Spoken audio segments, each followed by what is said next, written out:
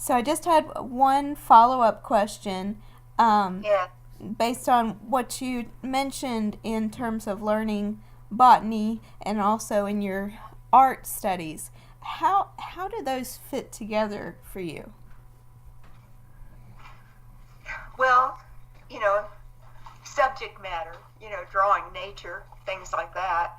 Uh, you know, an interesting thing to me is, at Master Gardeners, Mm-hmm. I became the plant expert for a lot of the group. Some of the earlier members knew all plant names, but then the later members had trouble, even within their own beds, remembering the names of plants, and I remember them. And I think that's because my earlier botanical, or biology training, Mm-hmm. that I was able to take, new information and put it somewhere, like a filing cabinet that was already in existence in my mind. And Uh-huh. so I was able to expand, the information in those files Mm-hmm. very easily. And, then eventually I took over the whole database for the group. And that's what I'm working on, not today, but, at the present time for Mm-hmm. the class. And of course, in learning all those plants and, what their names were and what they looked like, etc., then when it came to the art, I already had that linkage there, to drawing. Mm-hmm. And I don't know if that makes sense, but it kind of makes sense to me. Mm-hmm. And and the same is true of the art. I had wonderful teachers in high school. You only took art for 2 years, but I always liked to draw. And my Aunt Sue was an artist. My mom could draw. Um, I always enjoyed the visual arts. And it's the same thing now when I'm learning things. I immediately can attach what I learn now to Mm-hmm. what I have in my mind from the past.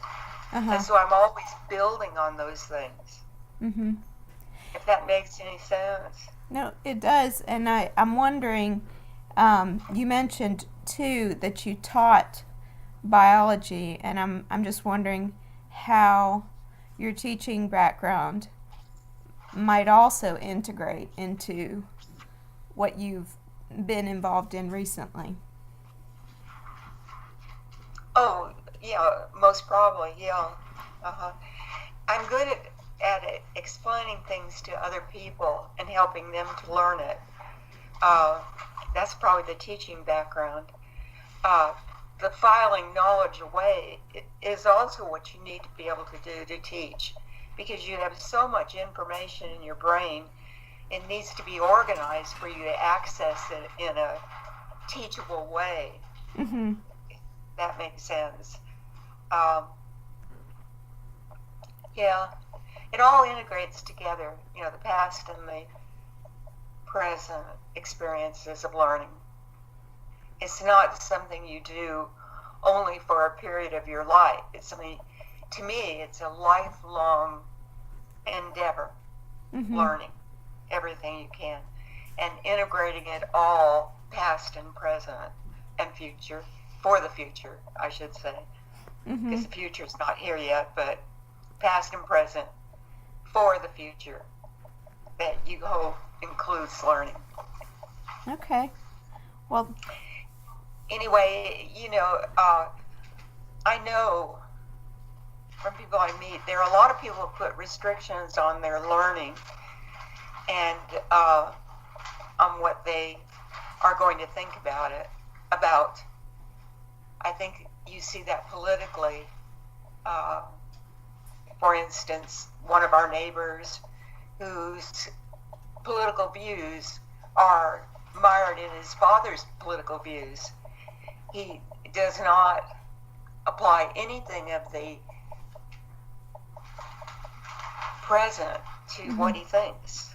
I don't Mm-hmm. understand that. Because Mm-hmm. to me, you should always be adapting and changing and growing. Mhm. And that's the way I see knowledge, as something that's growing. Mhm.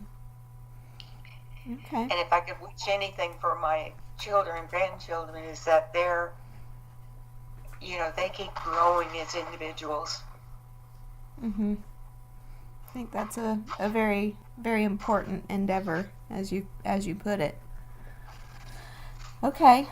Well, thank you very much. Welcome.